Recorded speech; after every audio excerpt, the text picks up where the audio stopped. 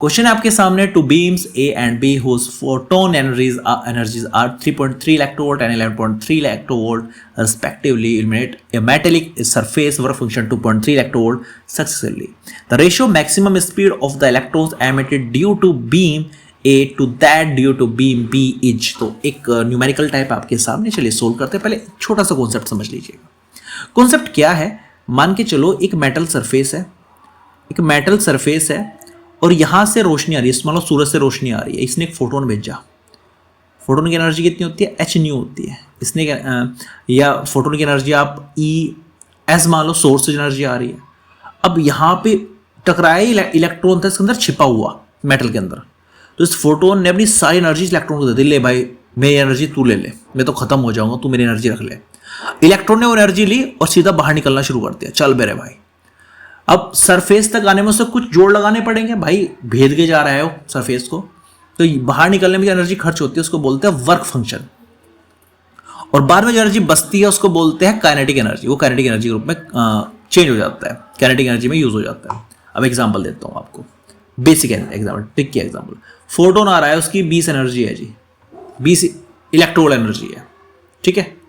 बाहर निकलने में खर्च कर दी इसने 15 इलेक्ट्रोवोल्ट, तो काइनेटिक एनर्जी कितनी मिलेगी आगे, 20 आई थी इसके पास एनर्जी, 15 बार खर्च कर दी, 5 ही बची इसके पास, तो 5 इलेक्ट्रोवोल्ट काइनेटिक एनर्जी के रूप में यूज हो जाएगी। ये फंडा क्लियर है। अब देखते हैं क्वेश्चन में क्या कह रहा है। फोटोन की एनर्जी है, 2 बीम है, देखो एक बीम इस केस में लूंगा, एक बीम इस केस में लूंगा। तो पहले ए की बात कर रहा हूँ, ए बीम आ रही है यहाँ से, और एक बीम कौन सी आ रही है, बी बीम आ रही है। ए बीम की जो एनर्जी है 3.3 इलेक्ट्रोवोल्ट है, इसकी जो एनर्जी है वो 11.3 इलेक्ट्रोवोल्ट है, ठीक है जी। Illuminated metal surface work function, दोनों का वर्क फंक्शन सेम है। कितनी खर्च करेगा बाहर निकलने के लिए, 2.3 इलेक्ट्रोवोल्ट। ये भी बाहर निकलने के लिए कितनी खर्च कर रहा है, 2.3 electronvolt. The ratio maximum speed, speed का रेशियो निकालना है। अच्छा बचेगी कितनी इसके पास काइनेटिक एनर्जी के रूप में, K1 कितनी बचेगी भाई, 3.3 तो आई, 2.3 बाहर निकलने में खर्च कर दी, मेरे हिसाब से 1 इलेक्ट्रोवोल्ट बच गई, 1 इलेक्ट्रोवोल्ट बच गई यहाँ पे। अच्छा इसमें 11.3 तो आई और 2.3 ने बाहर निकलने में खर्च कर दी भाई साहब ने, तो आई थिंक 9 बच गया है, 9 इलेक्ट्रोवोल्ट इसके पास बच गई, K2 ये आ गया। तो जो Ka है आया वो आया 1 इलेक्ट्रोवोल्ट, और जो Kb आया वो आया 9 इलेक्ट्रोवोल्ट। अब करना क्या है इसके अंदर, आपको इनकी वेलोसिटी का रेशियो फाइंड करना है। क्या इसका, आपको इनकी जो मैक्सिमम स्पीड है उसका रेशियो फाइंड करना है।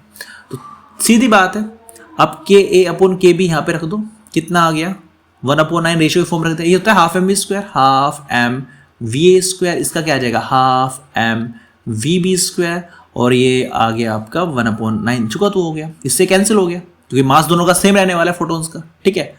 अब यहाँ जो इलेक्ट्रॉन का मास तो सेम ही होता है ना, 9.1 × 10 में 31 इलेक्ट्रॉन तो मूव कर रहे हैं ना। अब ये स्क्वायर हट के इधर रूट पहुंच जाएगा, तो √1/9 क्या हो जाएगा, मैं आई थिंक 1/3 हो जाएगा। तो रेशियो क्या आ गया, 1:3, दैट इज योर आंसर। तो सी ऑप्शन यहाँ पर सही हो जाता है, सी ऑप्शन यहाँ पर सही हो जाता है।